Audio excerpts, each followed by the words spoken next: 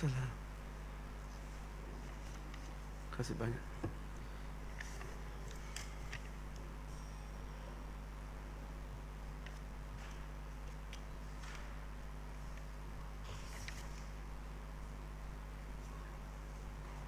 Kasih banyak.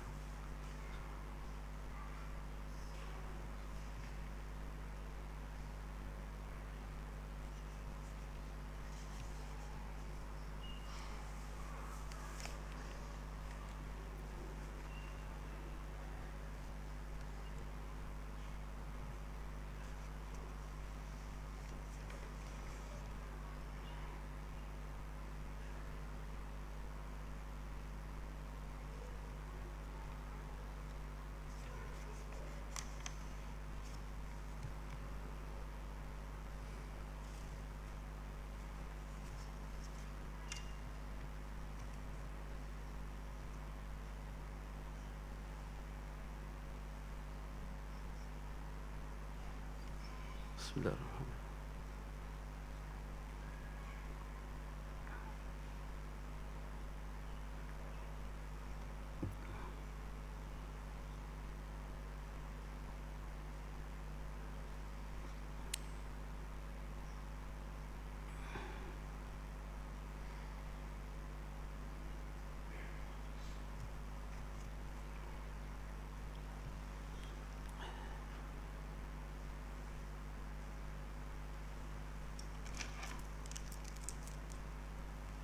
Bismillahirrahmanirrahim. Alhamdulillah. Wassalatu wassalamu ala Rasulillah Sayyidina Muhammad an-Nabiyil Karim wa ala alihi wa sahbihi ajma'in. Amma ba'du fa inna asdaqal hadithi kitabullah wa khairal hadi hadu nabiyina Muhammadin sallallahu alaihi wa alihi wa sallam. Wa syarrul umuri muhdatsatuha wa kullu muhdatsatin bid'ah wa kullu bid'atin dhalalatun wa kullu dhalalatin finnar atau kama qala sallallahu alaihi wa alihi wasallam. Tuan-tuan, puan-puan yang berbahagia, assalamualaikum warahmatullahi wabarakatuh. Segala puji bagi Allah Subhanahu wa taala yang sudi mempertemukan kita dalam kajian ilmu pengetahuan melalui konsep Islam di dalam berinteraksi dengan rezeki yang Allah karuniakan kepada kita, yang merupakan amanah daripada Allah Subhanahu wa taala.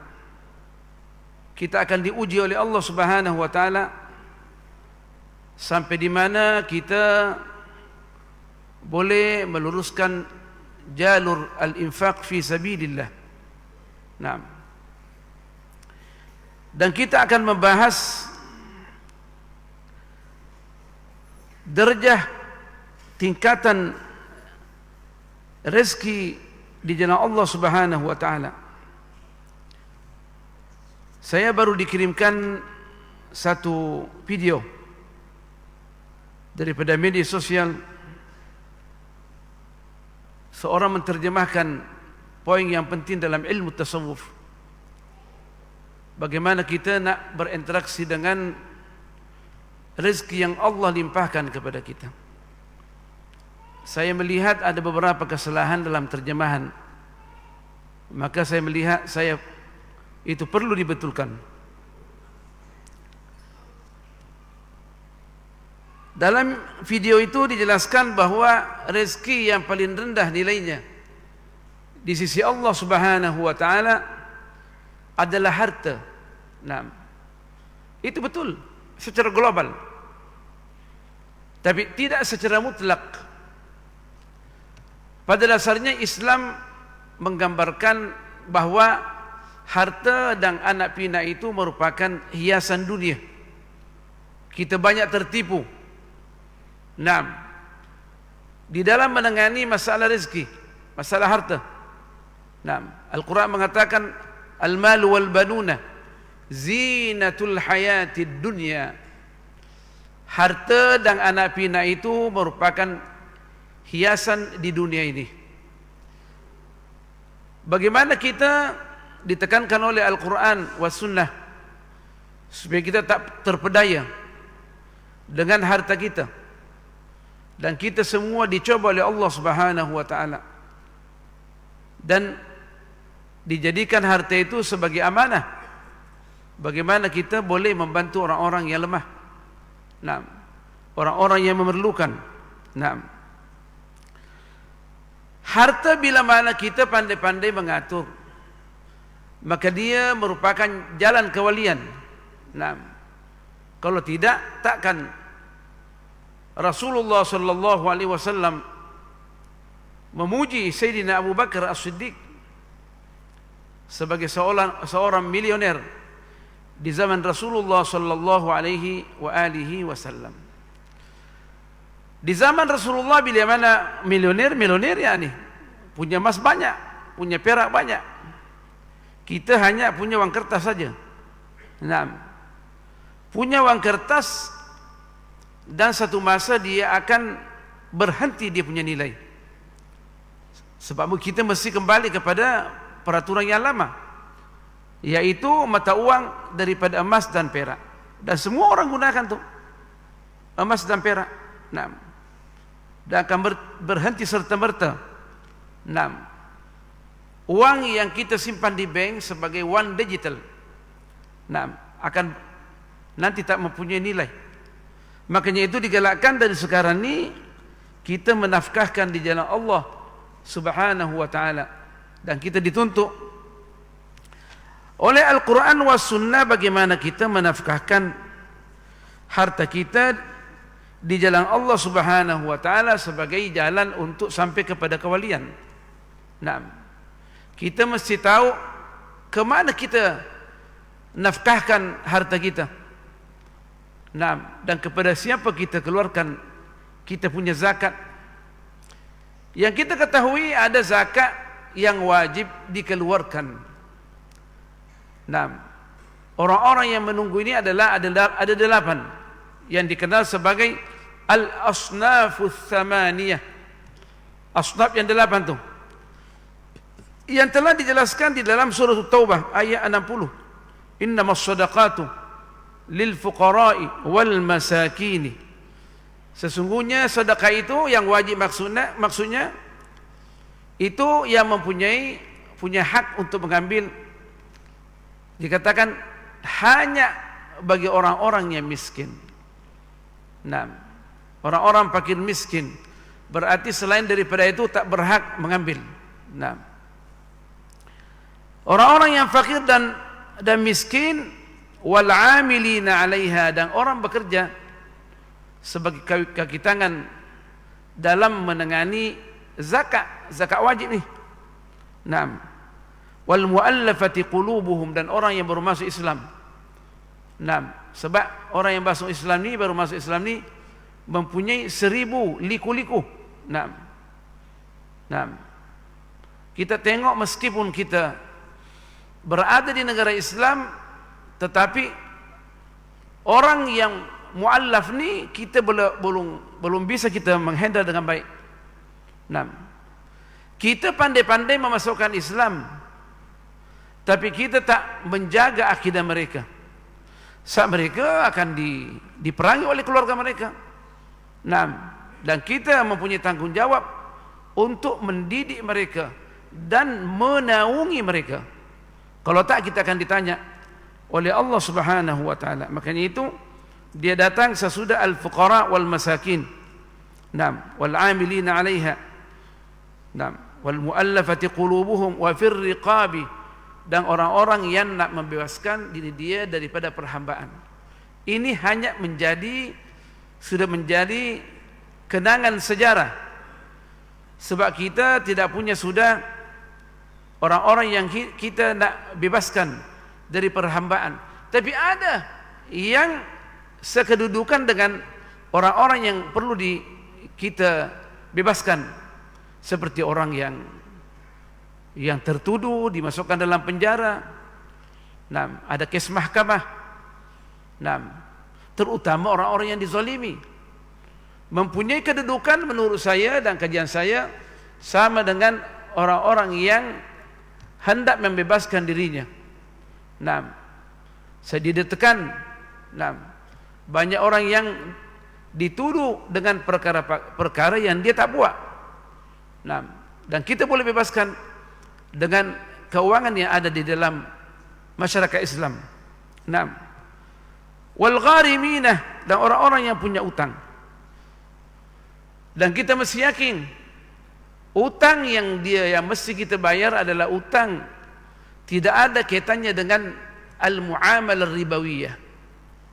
Nah, dan memang kita perlu bayar dan perlu ditolong orang yang punya utang. Tapi bukanlah seperti kita ini punya utang di bank sampai 2 biji, 3 biji kereta. Nah, 1 biji kereta masuk akal lah. Tapi 2-3 biji kereta itu bukan al-gharimina, dia boleh bayar dan serahkan kereta dia ke bank. Nah, sebanyak orang yang ambil zakat daripada Baitul Mal untuk membayar utang dia punya utang kereta atau utang rumah. Kalau kemungkinan utang rumah kita masih boleh lagi tolak ansur. Tapi yang punya kereta lebih daripada keperluan dia itu, nah, kita mesti tangani dengan baik. Nah, wabni sabili, dan orang yang berada di dalam perjalanan. Banyak kawan-kawan kita yang berada di perjalanan minta zakat, kita tak boleh tangani. Nah, padahal ini perlu kita membuka satu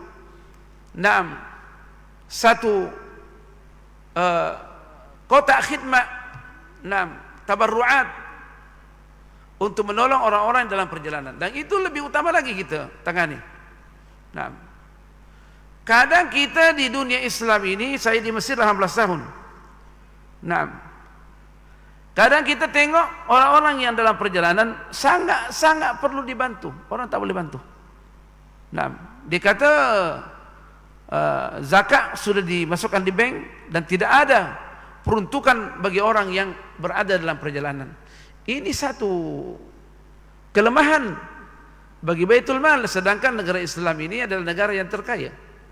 Nah, negara Islam paling banyak mempunyai minyak yang beraneka ragam, dan saya melihat zakat minyak pun mampu untuk menangani orang-orang yang lemah, terutama orang janda-janda kita, orang tua kita, anak yatim kita yang perlu melanjutkan pelajaran dia di luar negeri untuk menjadi pelapis masyarakat Islam. Nah, kita banyak tidak memperdulikan. Nah, perkara ini perlu kita kaji balik, bagaimana nak menangani anak-anak kita yang belajar di luar negeri untuk mengambil zakat. Saya waktu di Mesir, saya sering mendengarkan kawan-kawan mengambil zakat daripada pejabat agama Terengganu.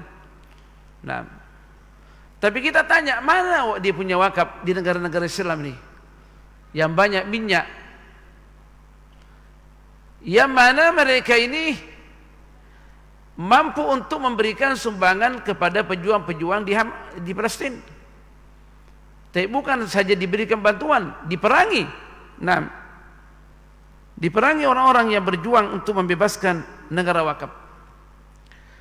Bantuan umat Islam untuk Hamas adalah sangat-sangat penting. Nah, wajib. Sebab yang mau dibebaskan itu hanya lingkup yang kecil, perkampungan yang kecil.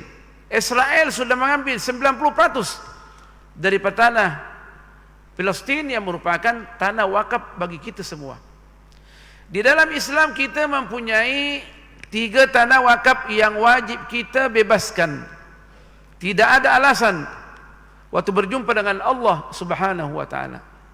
Dan semua orang akan ditanya oleh Allah, kenapa tidak membebaskan tanah wakaf yang sedang dijajah oleh Zionis?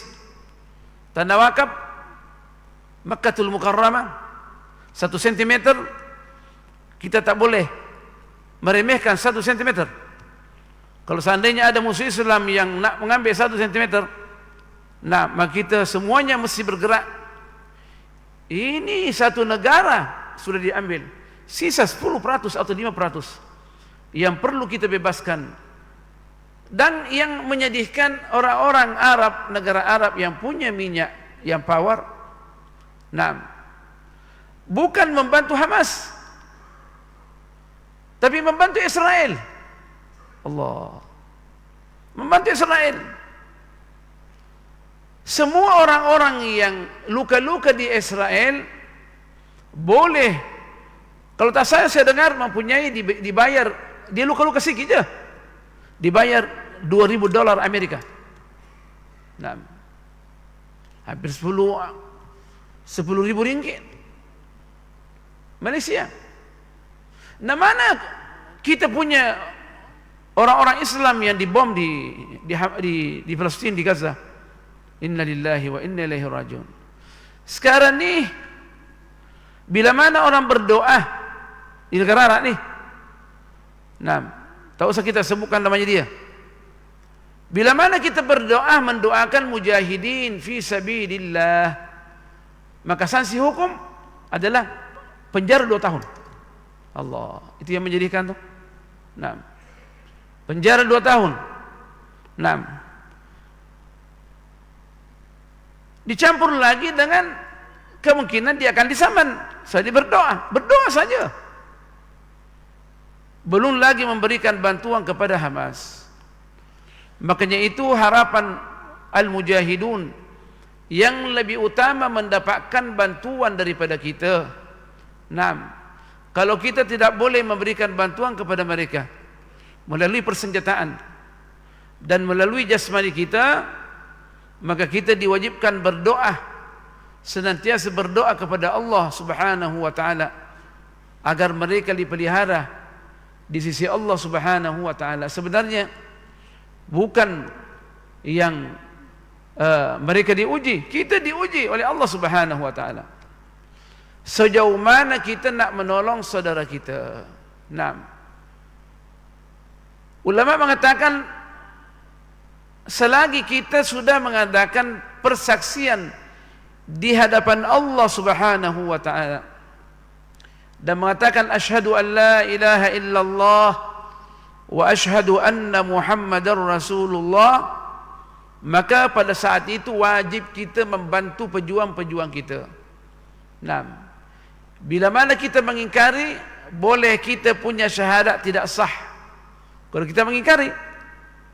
Rasulullah sallallahu alaihi wasallam waktu dia baginda ketahui bahawa tentara Rom akan menyerang Madinah, maka Rasulullah sallallahu alaihi wasallam cepat-cepat keluar ke Tabuk.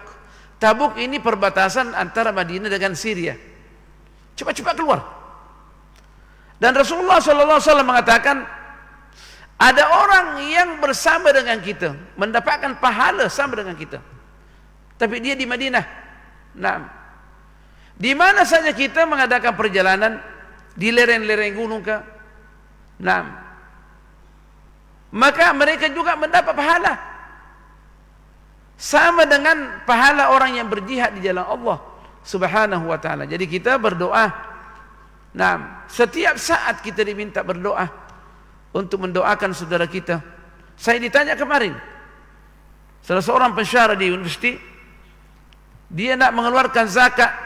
Boleh tak kita mengeluarkan zakat untuk orang yang berperan di jalan Allah? Saya bilang, konteks ayat mengatakan dalam surah At-Taubah, ayat 60 mengatakan bahagian zakat ini asnaf adalah orang yang berjuang di jalan Allah Subhanahu wa taala. Dia mengatakan wa fi sabilillah, dan orang-orang di jalan Allah Subhanahu wa taala. Meskipun wa fi sabilillah ini skop dia luas, boleh termasuk orang yang berada di dalam menuntut ilmu pengetahuan, boleh. Nah, kita bikin bangunan supaya anak kita selesai belajar, boleh masukkan fi sabilillah. Allah berfirman dan menutup ayatnya, faridatan minallah, sebagai satu kewajiban yang kita tak boleh ingkari daripada Allah Subhanahu wa taala. Wallahu alimun hakim, dan Allah maha mengetahui dan maha bijaksana. Maksudnya apa? Maksudnya bila mana kita lalai, sedangkan Allah mengetahui isi kandungan hati kita, kita mampu untuk memberikan bantuan, tapi kita tak memberikan bantuan, kita akan ditanya oleh Allah Subhanahu wa ta'ala. Jadi harta ini tidak boleh dikategorikan sebagai rezeki yang paling rendah. Maksudnya boleh membebaskan kita daripada api neraka, tapi rendah kedudukan dia. Tapi kita mengatakan harta boleh menjadi tingkatan yang paling tinggi bila mana kita salurkan dengan baik, bila mana kita tahu ke mana kita bayarkan zakat kita. Sebab bila mana kita memberikan bantuan kepada pejuang-pejuang kita dan dia mati syahid, apa kira-kira sanksi dia? Pahala dia sama dengan kita mendapatkan juga mati syahid di jalan Allah Subhanahu wa ta'ala. Allah, tingginya lah nilai dia. Jadi kita jangan kita teragak-agak di dalam memberikan bantuan kepada saudara kita yang memerlukan, yang mana anak-anak mereka ada yang makan rumput. Alhamdulillah di Malaysia kita tak ada seorang pun yang makan rumput. Saya tak pernah dengar di Malaysia orang makan rumput. Tapi di Afghanistan orang makan rumput, di Palestina orang makan rumput. Nah, daripada kotoran itu dipilih untuk tengok makanan yang sudah dibuang. Kita tak ada lagi. Nah, tapi sampai bila benda ini akan berkelanjutan dan semua orang akan ditanya oleh Allah dan dicoba oleh Allah Subhanahu wa ta'ala. Akan bergiliran, kata ulama. Lepas Palestina akan aman, dan lepas Yaman akan aman, peperangan akan merajalela di seluruh dunia. Nah, apa kita mengatakan kita baik-baik saja? Nah, dan akhir zaman ini memang begitu. Rasulullah sallallahu alaihi wasallam sudah beritahukan di dalam hadisnya. Nah, apa yang akan terjadi pada akhir zaman, kita mesti berhati-hati. Maka tolonglah saudara kita di mana kita satu waktu kita perlu pertolongan mereka. Nah, makanya itu nanti dikubur salah satu pertanyaan adalah man akhuka? Siapa saudara kamu yang sebenarnya? Saudara kita adalah orang yang Islam. Tanpa tengok dia punya identiti dan dia punya jalur politik. Nah, yang masuk di masjid ini adalah saudara kita. Meskipun kita berbeza alur politik, karena politik ini merupakan jalur untuk khidmat negara, bukan jalur untuk bergaduh. Nah, tapi sekarang umat Islam dijadikan jalur politik ini adalah jalur untuk bergaduh, dan ini sangat-sangat mengancam akidah kita. Saudara kita adalah yang mengatakan la ilaha illallah Muhammadar Rasulullah dan memerlukan bantuan kita. Nah, dan jadikanlah harta itu jalan untuk sampai kepada Allah Subhanahu wa ta'ala. Ingat tuan-tuan, Sayyidina Abu Bakar yang dianggap sebagai sahabat yang termulia, dan semua umat Rasulullah sallallahu alaihi wasallam bila mana nak ditimbang dia punya amalan kebajikan dia, semua umat Rasulullah bila mana hendak, dalam hadis, hendak ditimbang dia punya amalan dengan amalannya Sayyidina Abu Bakar, amalannya Sayyidina Abu Bakar tinggi lagi. Nah, apa kira-kira rahasianya? Di antara rahasianya adalah bila mana diminta untuk bernafkah di jalan Allah Subhanahu wa ta'ala, maka semua hartanya dibelanjakan di jalan Allah Subhanahu wa ta'ala. Sampai Sayyidina Umar Ibn Khattab jelas kepada Sayyidina Abu Bakar. Sayyidina Umar pernah sekali mengatakan, pada hari ini saya akan memberikan sumbangan untuk menanggulangi peperangan. Nah, dan insyaallah saya akan kalahkan Sayyidina Abu Bakar. Nah, maka Sayyidina Umar datang kepada Rasulullah sallallahu alaihi wasallam dan memberikan setengah daripada harta dia. Nah, Rasulullah tanya, "Madza tarakta li ahlika ya Umar?" Apa yang kamu tinggalkan untuk keluargamu wahai Umar? Dia kata, "Taraktu nisfa amwali." Saya meninggalkan untuk mereka sebahagian daripada harta saya, 50%. Nah, dianggap besar lah tuh waktu itu. Maka datang Sayyidina Abu Bakar radhiyallahu anhu menyerahkan semua hartanya di jalan Allah Subhanahu wa taala. Apa kata Rasulullah? "Madza tarakta li ahlika ya Abu Bakar?" Dia kata, "Taraktu lahum Allah wa rasulahu." Aku tinggalkan untuk mereka Allah dan Rasulnya. Yakin bahwa Allah tidak akan menyia-nyiakan usaha mereka. Nah, yakin Sayyidina Abu Bakar. Nah, radhiyallahu anhu. Makanya itu bila mana nak ditimbang dia punya amalan dengan amalan ummah Rasulullah sallallahu alaihi wasallam, maka Sayyidina Abu Bakar lebih berat lagi dia punya timbangan. Kenapa? Sebab semua hartanya dijadikan sebagai jembatan untuk sampai kepada Allah Subhanahu wa taala. Hartanya di tangan dia, bukan di hati dia. Nah, dan itulah yang dikatakan di dalam ilmu tasawuf haqiqatuz zuhud fid dunya. Reality zuhud fid dunya. Banyak orang mengira diri dia bila mana fakir miskin maka dia dianggap zahid fillah. Nah, tak demikian. Boleh saja kita tak mempunyai harta, tetapi hati kita bergantung dengan harta yang sedikit yang kita miliki. Tidak dianggap zahid. Nah,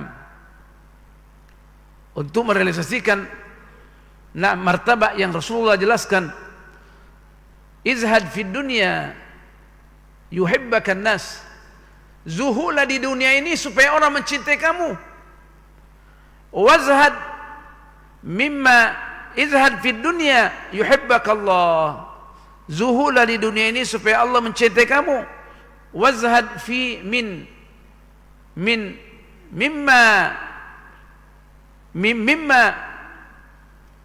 malakan nas yuhibbakan nas, atau mimma fi aidin nas yuhibbakan nas. Zuhudlah, jangan minta-minta daripada harta manusia. Mimma fi aidin nas, daripada apa yang dimiliki oleh manusia di tangan dia, supaya dia akan cinta kepada kamu. Nah, Sayyidina Abu Bakar usahawan, dan hartanya setiap dia belanjakan hartanya di jalan Allah, dia yakin bahwa Allah akan menggantikan yang berganda-ganda, berlipat ganda. Sayyidina Abdullah bin Mubarak, seorang alim besar, sufi besar, wa faqih besar. Dia seorang faqih dan peniaga, dan dia bekas ketua Lanon antara Naisabur kepada Baghdad. Waktu beliau sudah taubat, dia menghadap kepada Sayyidina Al-Imam Abi Hanifah An-Nu'man. Waktu dia taubat, subuh itu dia taubat, hari itu dia datang kepada Sayyidina Abi Hanifah. Sayyidina Abi Hanifah kata, "Nak apa?" "Ya, aku nak belajar Tok Guru." Nak belajar mestilah pertama-tama hafal Quran. Nah, balik rumah. Maka dia balik ke rumah hafal Quran selama 7 hari. Allah, 7 hari 30 juz dihafal. Nah, cerita ini dinukil oleh Syekh Abdul Fattah Abu Ghuddah. Dia kata banyak sekali orang yang menghafal Quran 30 juzuk 30 hari. Itu orang dulu hafal Quran. Yang menghafal 1 minggu ada, tapi jarang. Apa sebabnya? Sebab dia punya harta bukan di hati dia, tapi di tangan dia. Dan dia yakin apa yang dibelanjakan di dalam Allah, pasti Allah akan membayar 10 kali ganda. Pernah sekali dia dengan dia punya pembantu Ahmadiyah, hamba sahaya, seorang yang ketok pintu dia. Maka pembantunya datang kepada Sayyidina Abdullah bin Mubarak.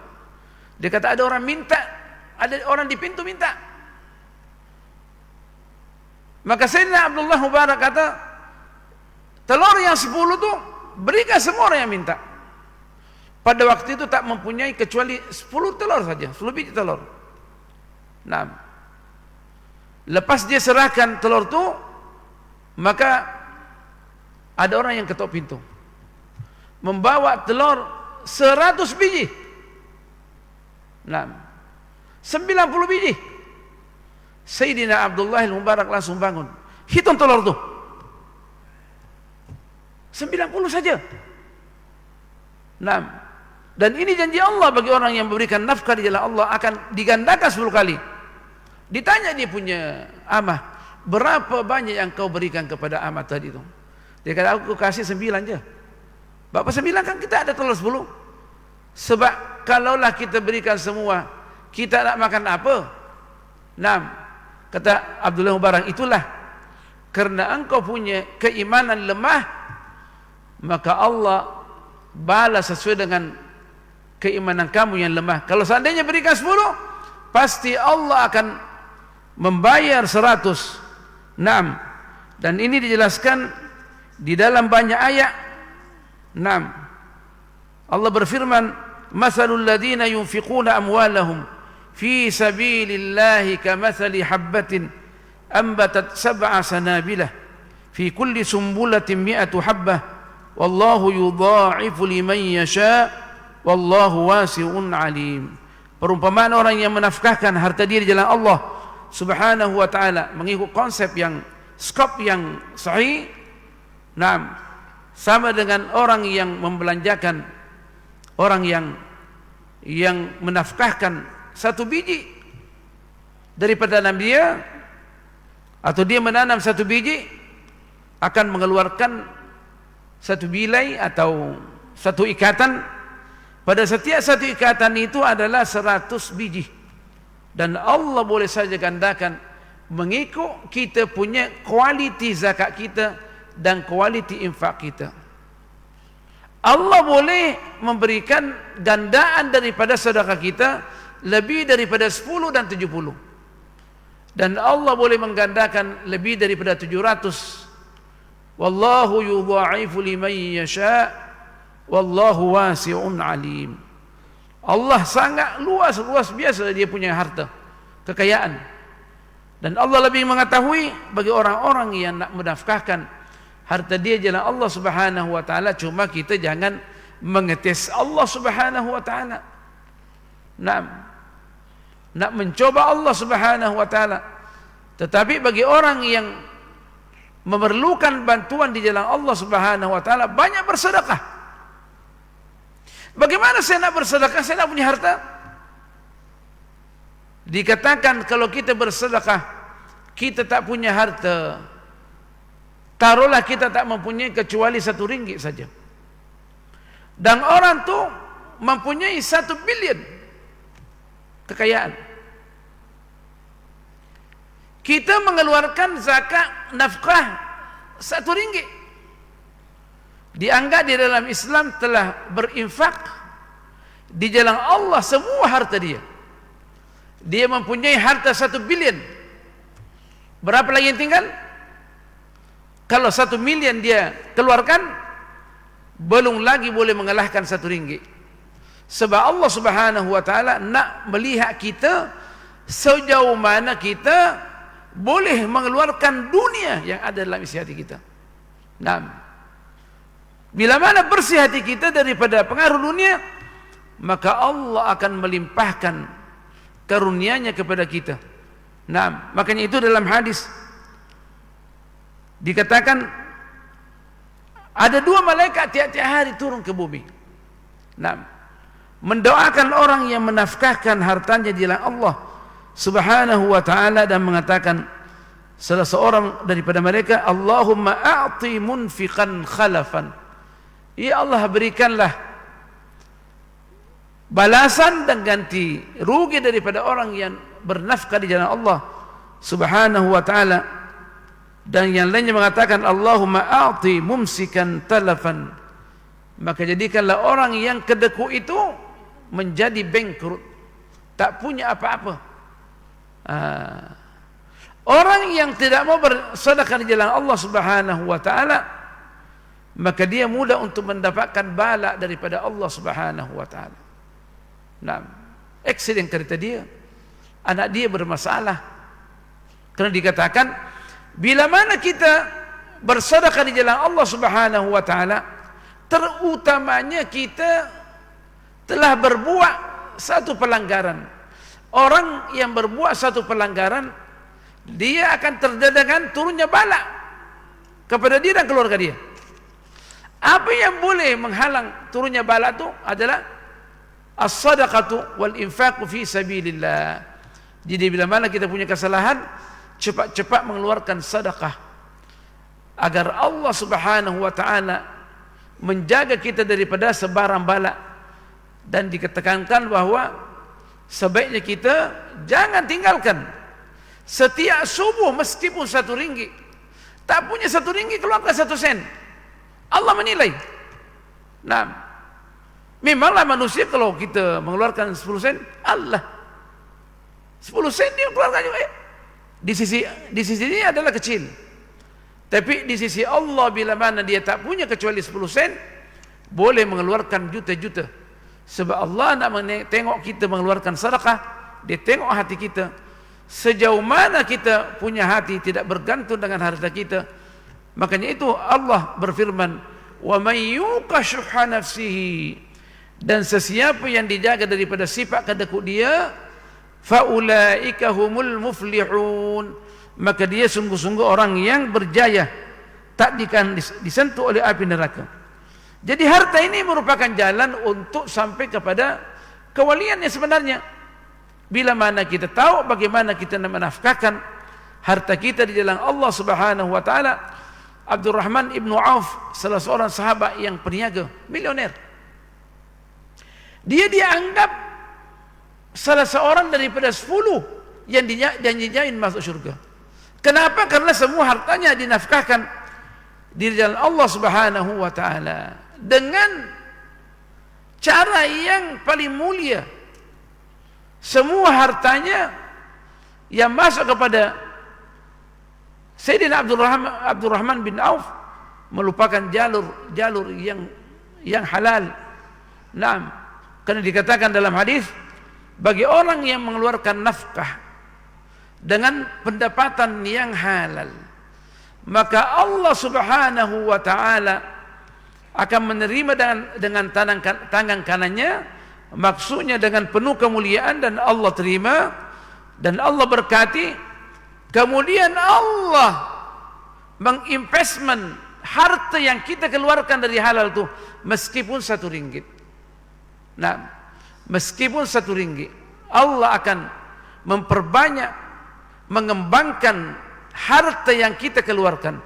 Jadi juga diminta waktu nak berinfak di jalan Allah Subhanahu wa taala, yakin bahwa harta kita tidak ada penipuan. Yakin bahwa harta kita tidak ada syubhat haram. Nah, bagi orang yang pergi kerja di kerjaan yang semestinya datang jam 7.50 dan dia mengambil gaji tiap bulan tidak kurang, berarti ada benda yang syubhat yang haram dalam gaji dia. Nah, mudah-mudahan dengan mengeluarkan zakat itu boleh bersih dia punya harta. Nah, sebab memang tugas zakat ini adalah untuk membersihkan harta kita. Nah, tapi Al-Imam Ghazali mensyorkan kepada umat, kepada sesiapa yang nak bersedekah di jalan Allah, biarlah kita bersedekah dengan benda kita yakin itu adalah halal, supaya saudara kita tidak makan syubhat. Sebab bila mana dia makan syubhat, maka dia akan terancam dengan hadis Rasulullah sallallahu alaihi wasallam, kullu lahmin nabata min sukhtin fannaru aula bih. Semua daging yang tumbuh daripada haram, maka api nerakalah yang lebih utama memakan dia punya daging. Maksudnya akan diazab oleh Allah Subhanahu wa taala. Jadi itu dikatakan harta ini secara mutlak bukanlah merupakan rezeki yang paling rendah. Dia boleh menjadi rezeki yang paling tinggi. Kalau tidak ada harta, kira-kira bagaimana kita nak membayar zakat? Bagaimana kita nak memperkasa ekonomi Islam? Dan ingat tuan-tuan bahawa zakat itu merupakan ukhtus salatil mahjurah, adik-beradik daripada solat yang ditinggalkan. Kalau kita tak punya harta, macam mana nak bikin masjid ni? Bagaimana nak menjaga maintenance masjid ni seandainya kita tak punya harta yang kita keluarkan bernafkah di jalan Allah Subhanahu wa taala. Tuan-tuan puan-puan, kita akan melanjutkan poin yang kedua daripada muhadarah kita, yaitu al-baqiyatus shalihat khairun 'inda rabbika thawaban wa khairun amala. Amalan yang dilakukan di hadapan Allah Subhanahu wa taala dengan penuh keikhlasan, terutamanya kita punya kewajiban daripada solat kita, zakat kita, zikir kita, terutama subhanallah walhamdulillah wa la ilaha illallah wallahu akbar. Itulah merupakan pahala yang dijamin, yang mampu untuk membela kita daripada api neraka. InsyaAllah kita akan membahas poin yang kedua ini pada pelajaran yang akan datang. Subhanakallah bihamdik, nashhadu an la ilaha illa ant, nastaghfiruka wa natubu ilaik. Bismillahirrahmanirrahim. Wal 'ashr, innal insana lafi khusr illa alladhina amanu wa 'amilus shalihat wa tawasaw bil haqqi wa tawasaw bis sabr. Bismillahirrahmanirrahim. Alhamdulillah wassalatu wassalamu ala Rasulillah Sayyidina Muhammad an-Nabiyil Karim wa ala alihi wa sahbihi ajma'in. Allahumma 'allimna ma yanfa'una wa zidna 'ilma, faqihna fid din wa 'allimna at-ta'wil wa habibna ila al-muslimin واجعل لنا لسان صدق في العالمين. اللهم بارك لنا في رجبنا وشعباننا وبلغنا رمضان وأعنا على الصيام والقيام وتلاوة القرآن وسائر القربات والطاعات، وامنحنا بركات ليلة القدر ونفحاتها، وجعلنا من أوليائك وأهل طاعتك يا أرحم الراحمين. وصل اللهم على سيدنا محمد والحمد لله رب العالمين. والسلام عليكم ورحمة الله وبركاته. بسم الله الرحمن الرحيم.